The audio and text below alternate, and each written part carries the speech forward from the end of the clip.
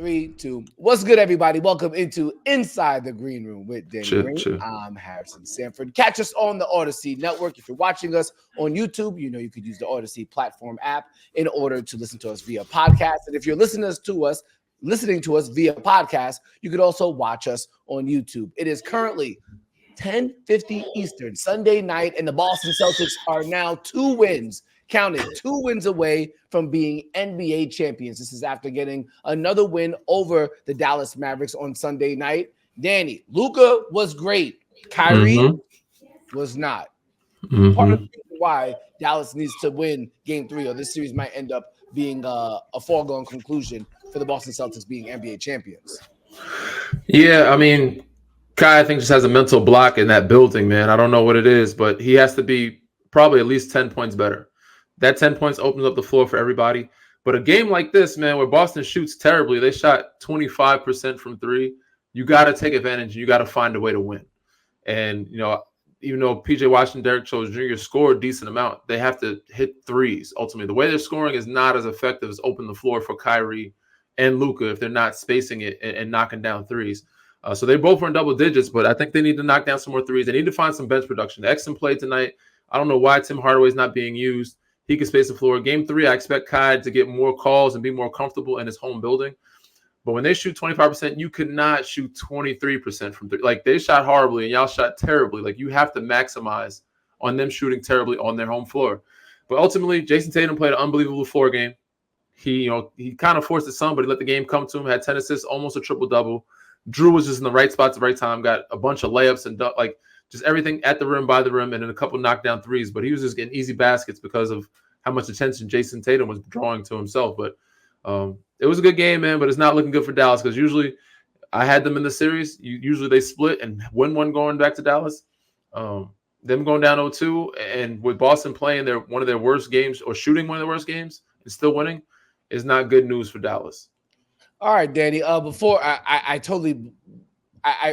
picking up everything that you're putting down. Before we move on to it, let's play a little trivia real quick. Since 2000, only three teams have come back from 0-2 NBA Finals deficits. I'll give you 2 minutes. Since the 2000s? Well, Since Milwaukee just did it. We know Milwaukee did it. That's 2021 right. versus Phoenix. Yeah. I'm going to say Miami Heat is one of them, maybe. It's either Miami Heat or Dallas. 2006. Miami went Dallas down Mavericks? 0-2 against the Dallas Mavericks. Correct. That was the way. Then did Dallas do it to? I feel like Dallas did it to Miami too when they came back with Dirk and them. No. So I got 2 so far. So down 0-2 in the NBA Finals and win the NBA Finals since the 2000s. Man, it wasn't the Lakers. It wasn't the Spurs. They were early 2000s. Celtics. Was it the Celtics in 08? Nope. Wasn't the Celtics. Golden State. Cleveland Cavaliers. There you go. Cleveland Cavaliers. Yeah, there you go. 2016. Cavs were down 0-2 before eventually LeBron James and Kyrie led them. Yeah, they went down 3-1 and then they end up winning. Yeah, okay. Well, so Kyrie's done it before. He's been there. He's been around the block before. Obviously, that series had a different personnel. But I really look at it, Danny, when it comes down to it, Luka Doncic is going to do what he's going to do. We saw it tonight, even though he had bandages and wraps all over his arms and his legs and his ankle. Yeah.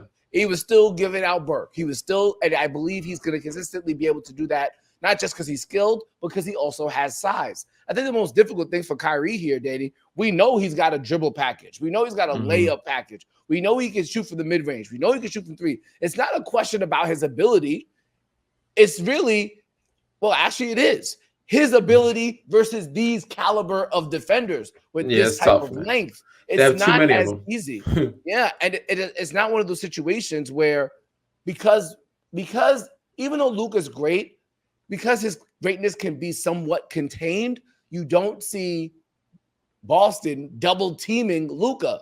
And they're so if they're not double teaming Luka, they definitely don't feel they definitely feel comfortable not double teaming Kyrie. So it's 1-on-1 against a really good defender with size. I don't know if I could see him getting busy unless they start shooting super early in possessions and push the pace. I think that's maybe their biggest fault so far. It feels like they keep walking the ball up the court and allowing Boston to set this defense, which is one of the best in the NBA. Yeah, I'm with you on that. I think he does have the ability when it's 1-on-1, but because it's 1-on-4, like there's 4 or 5 guys out there with length. When he's beating Jason Tatum, you got Porzingis at the rim. You got Derek White helping. You got Drew Holiday. There's a bunch of long athletic wings all over the court. And so if they're not spacing the floor and knocking shots down from 23%, it's like they can continue to pack the paint. They don't have to worry about Derek Jones Jr. or PJ Washington if they're not lighting them up from 3. So it allows them to just help with Kyrie. Luka also, his change of pace, his slow step game, and said because of his size. You know, Kai can change pace, but not the way methodically slow step and still finish over you the way Luka can because he's bigger. But ultimately, he said Boston has a lot of too many defenders for Kai, and without having the shooters around him for him to get comfortable. So I'm with you on that. But I think he'll get comfortable in Dallas. I think he'll get some more calls for some reason. For some odd reason, I think they both will get more calls. They have to hope to hit their free throws. That's something that they have to do. Yeah, that too. But that'll open up those guys getting in foul trouble. They won't be able to reach as much. Some guys, they have to change matchups, but getting more free throws for Kai will get him more in rhythm. And he said some of the steals they have on him, they're poking the ball away. Some of those are non-contact calls, but some of them they're getting away with like being physical with him, which they won't get away with as much in Dallas. So they'll have to like lighten up on how physical and the pressure they put on him because he's not allowed them just going to climb up into him in Dallas. That's which ultimately changes the whole defensive game for them against him.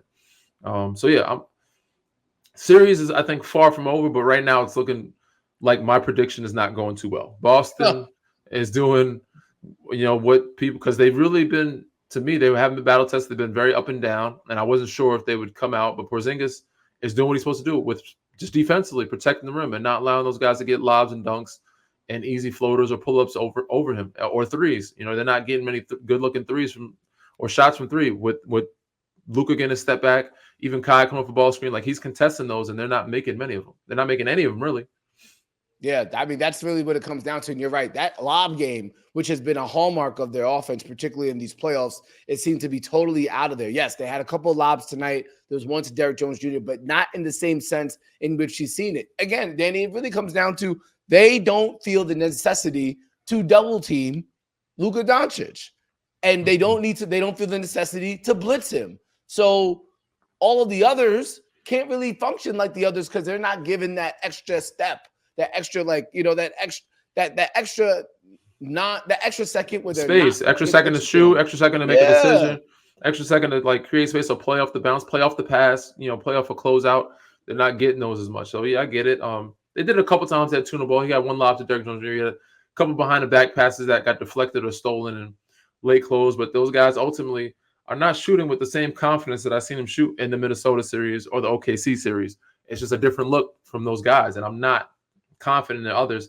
And talking to Dre the other day, a lot of championships won 6 through 10. Their 6 through 10 right now is very, very shaky. It was like very up and down. So we don't even know. I mean, saying up and down. It's just it's not where it was in the last 2 series. Yeah, well, I want to talk about some of those 6 through 10s because I think there's some alterations that we're going to see potentially from Jason Kidd.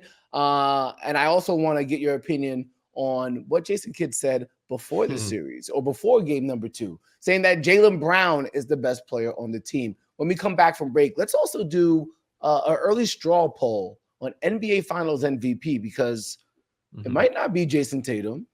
It might not even be Jaylen Brown. We'll be back right after the break.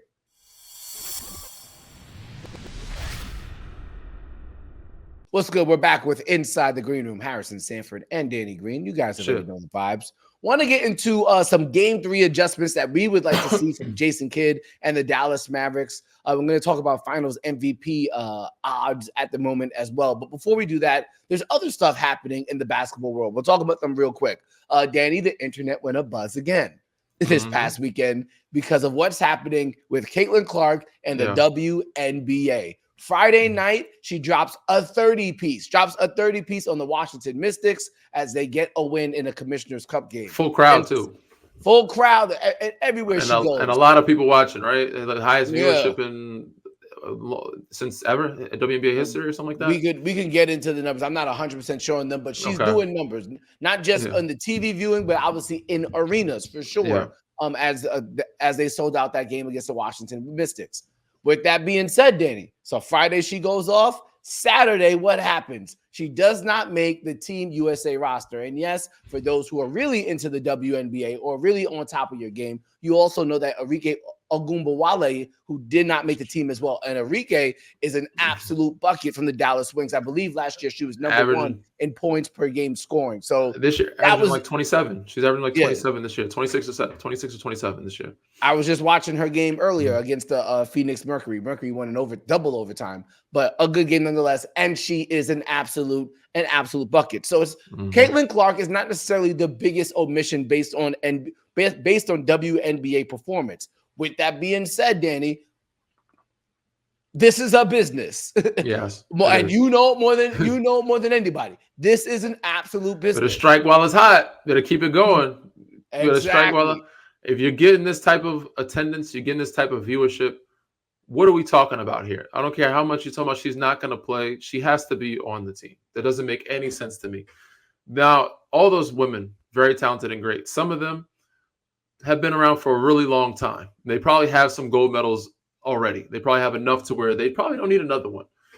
I think it's time for somebody either that's older or even someone that's mid-level, like to sacrifice, like, all right, you know what? I don't need to be doing this right now. I have 1 or 2 gold medals. It's not, so I have 4 and I really don't need this. But these 2 other women deserve to be on there, even though they're younger, because I think Arike is in year 3 or so. But they both on that one. I think it's 3 or 4, but they both deserve to be on this roster. And everybody deserves to be on the roster, but some of the older ones, it's like, yo, you don't need this anymore for your career. Your career is solidified. You have a bunch of, like, they're Michael Phelps. You have a bunch of gold medals already. You have a bunch of all-stars. You're one of the greatest of all time. And we all respect them. We love them to death. If not, make another roster spot for her. I don't care how you do it. Make it 15, make 17. You know what I'm saying? Like, it's a 12-person roster. Make 14. You know what I'm saying? Like, you can figure out a way to get these 2 women on this roster, especially Caitlin. When you have the viewership, you're getting the traction, you're getting the attendance of people coming into arenas in the summertime where people don't want to do that. You need to make sure you keep striking while the iron's hot. This makes no sense. I'm assuming that there will be a change at some point because of all the negative media attention. I'm just wondering how quickly they're going to fix this mistake, because this is a mistake ultimately. Well, there was a report that came out from USA Today Sports, and 2 players on the team spoke under the condition of anonymity, basically saying that they were worried about the backlash that they would get as a team for the lack of playing time that she would get.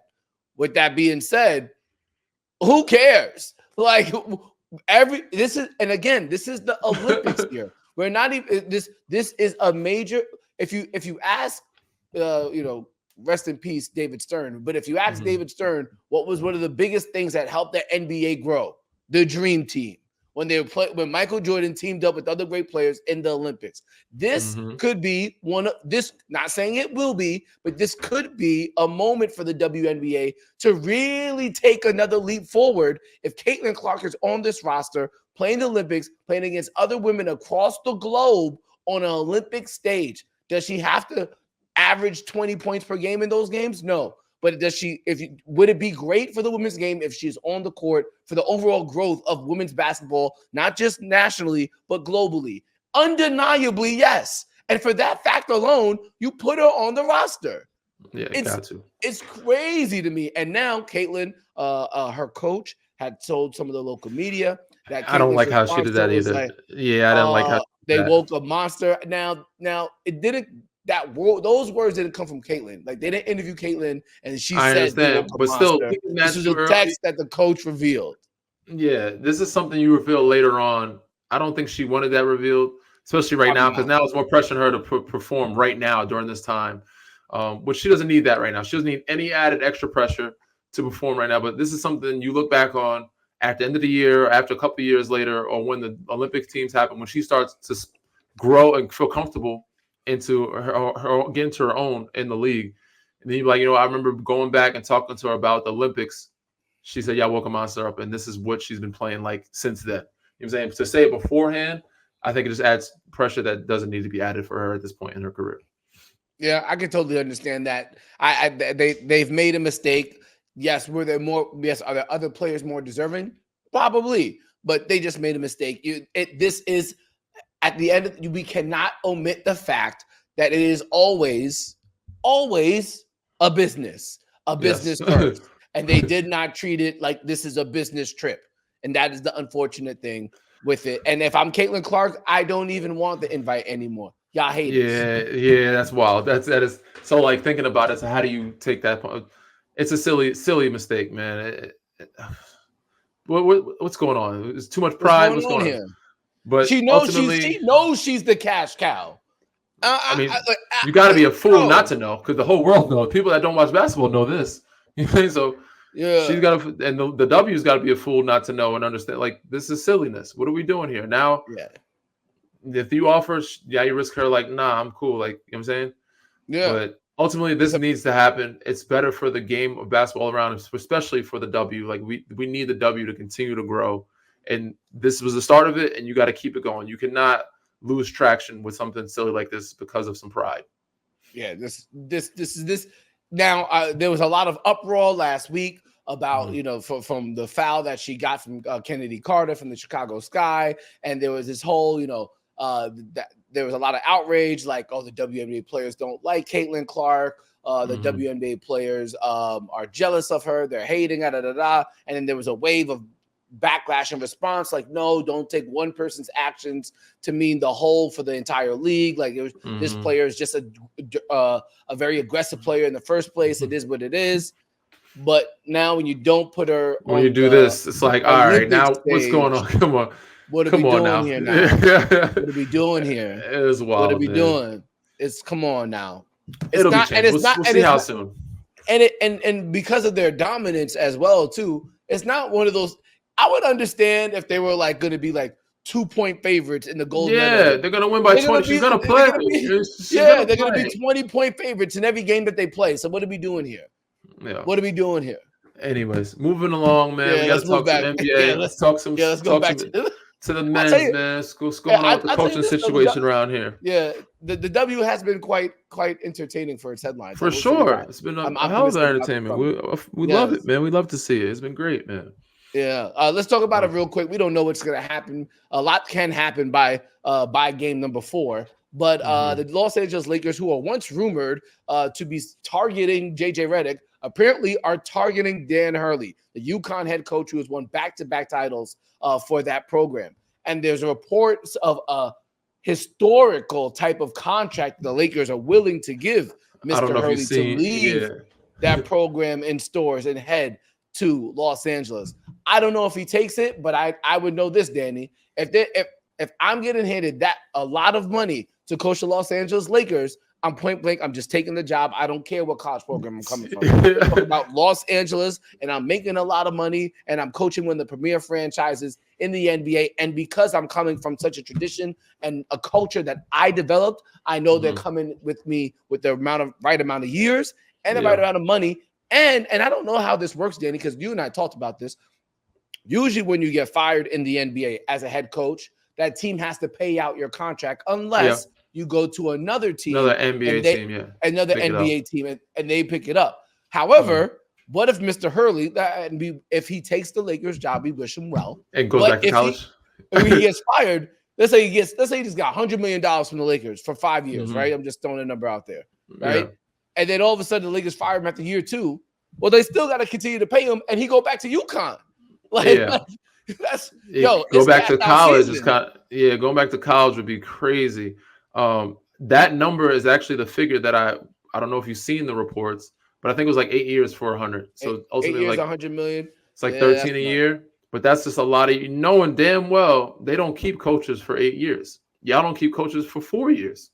I'm saying, like, this is a 3 year, more so 2 or 3 year type of deal, and So to have to pay a guy that might not go back to another team in the NBA, is go back to college and have to continue to pay him, that's a very risky deal. I don't know if I'm comfortable doing that if I'm the Los Angeles Lakers, honestly.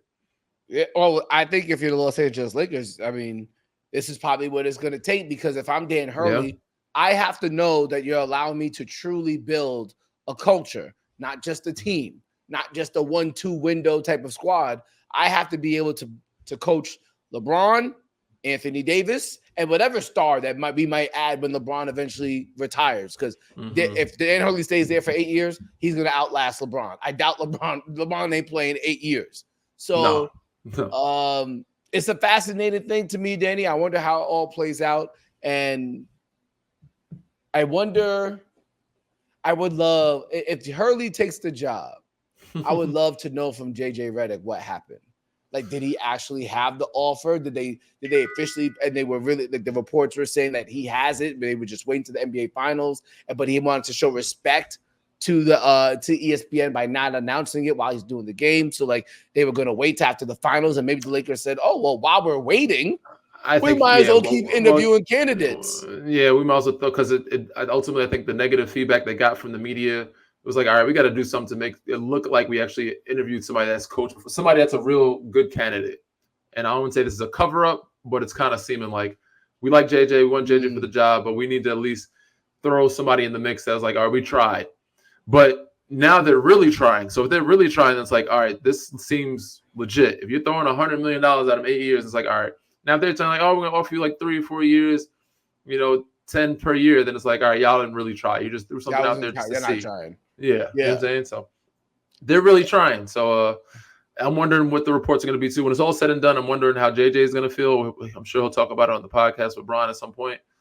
And how said Dan Hurley came about with his decision. So we'll see how it plays out. It's one of those things. I was like, if JJ doesn't end up getting the job, I'm going to recall when I first heard about it, I was like, damn, that's not a good job for JJ.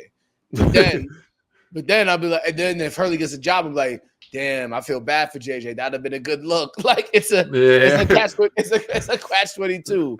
Especially because you think the number that Hurley gets, you thought JJ would get, but ultimately I don't think it's the same. You know what I'm saying? Yeah, no, it's a great job. It's the same numbers, but we know it's not the same numbers, and it's not as good of a job. But it's still like, damn, you missed out on a solid job. Like JJ could have got a good job. You know what I'm saying? Yeah, for sure. Yeah. All right, let's get back to the actual games that are being played. The NBA Finals going down. Sunday night, the Dallas Mavericks suffered another defeat, so now they are down 0-2. Danny, I think it's going to lead to the question leading up into game number 3. What is Jason Kidd going to do to really augment this offensive attack so that Luka Doncic and Kyrie Irving can get back to not just scoring, but also playmaking as well? We've seen Maxi Kleber get some minutes in this series. He's got some minutes at the small ball 5. I don't know how much maybe he could become more effective. And remember, it's not too long ago, Danny, that Maxi Kleber was used as their primary defender to guard Kawhi Leonard when they were in the playoffs. They were trusting him to be their primary defender before they got guys like Derrick Jones Jr. and PJ Washington. So I think you see more Maxi Kleber, but I also feel like you're gonna have to play Tim Hardaway Jr. Those Dante Exum minutes, those Jaden Harden minutes, those should go to Tim Hardaway Jr. And you live with the results because you need Luka and Kyrie to have more space. You need shooting to be. You don't have it right now. You don't have it right now. You need shooting, and that's a guy that shoots the basketball. You pay him a lot of money to shoot the basketball, and he's sitting on your bench doing nothing. You got to at least check the temperature. You got to see what your shooters are feeling. Give him opportunity. See what he's a vet. He's been in this position for you guys before. He's played in the playoffs with Dallas and played well. He's played in, with the Knicks has played well. He's played in multiple positions. This is why he gets paid. He plays pretty well in the postseason and knocks down threes. I don't know what happened. Was it something between him and coach, or what game happened where they didn't trust him? But you got to give the guy an opportunity. You need shooting. You got to give Kai and Luka space. That's the only way it happens. Dante Exum, they're closing out short. I think he's 3 for 14 in all the postseason.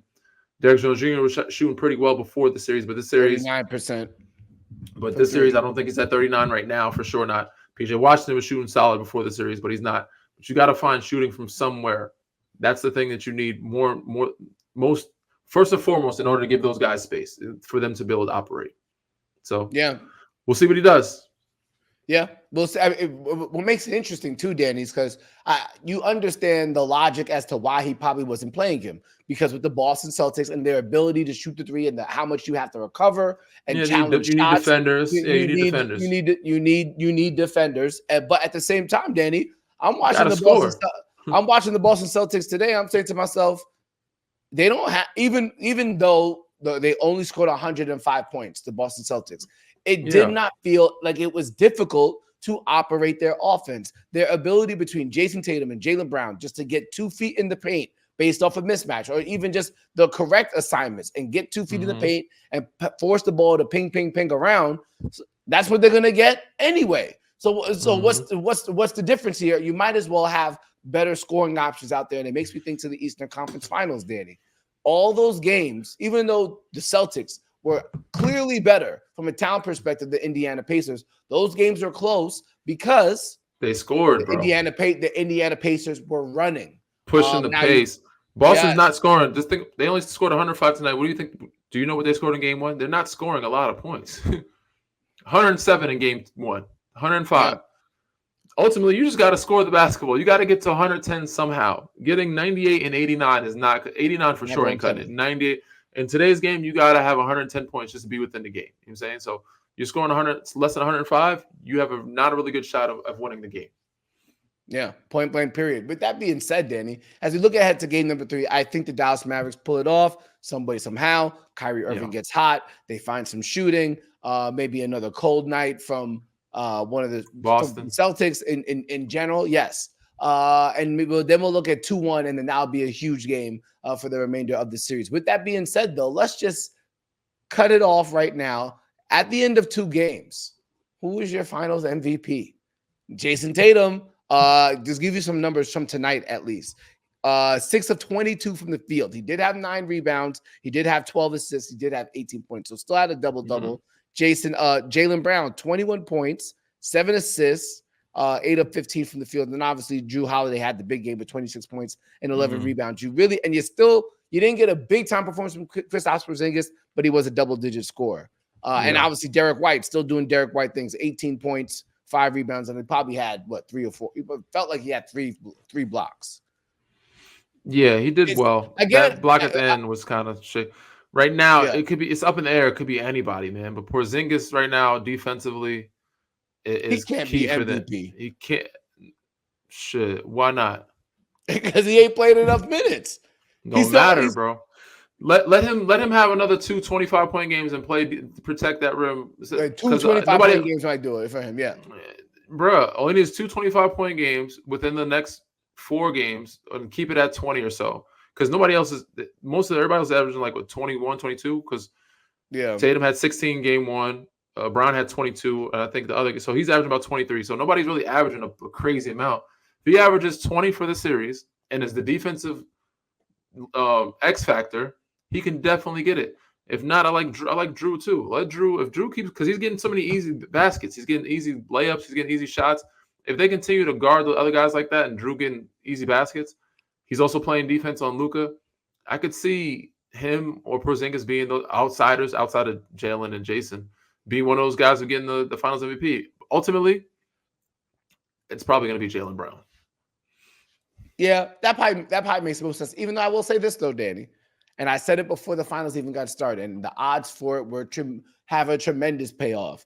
Derek White could very well be Finals MVP for sure. It all depends on what happens. I think if the next Boston win, or the next Boston, if Boston wins Game 3, what they do in game. Whoever wins, whoever it's plays. It's crazy he had 18. I didn't know he had 18 because he didn't shoot very well. He makes plays. 4 for 10. He makes plays, but he ended up 4 for 10 because he didn't start off well. But shooting 40 from 3 and 6 for 15, it's not bad. They didn't shoot well at all as a team, but he still had 18. But it could be a number of guys. It could be 4 between those 4 guys. You don't know who is it going to be. You watch this series, Danny. You watch them play, and you say to yourself, "There's absolutely no way the Celtics should lose this series. They're just the better team." Yeah. If they lose, they smoked it. Somebody needs to be traded. Somebody needs to be fired. Something happened. It's gone. But they better not lose. It's theirs to lose. Basically, they have all the pressure on them to win, and they better get it done. Right now, especially being up 2-0, Yeah. Better not lose this series. You lose this series. There needs some changes in that front off, like not the front office, but like coaching, that coaching things staff. going to change. Things going to change. So I think game 3 makes it a little. Obviously, the pressure's on Dallas, but all you need is one. That's it. You got to let doubt creep in. And at this point, the Boston Celtics have nothing to be doubtful about as they have taken a 2-0 lead in the NBA Finals. Guys, we'll be back on Wednesday after game number 3 for another episode of Inside the Green Room after the NBA Finals. See you guys then. Peace out. Read, rate, subscribe, review.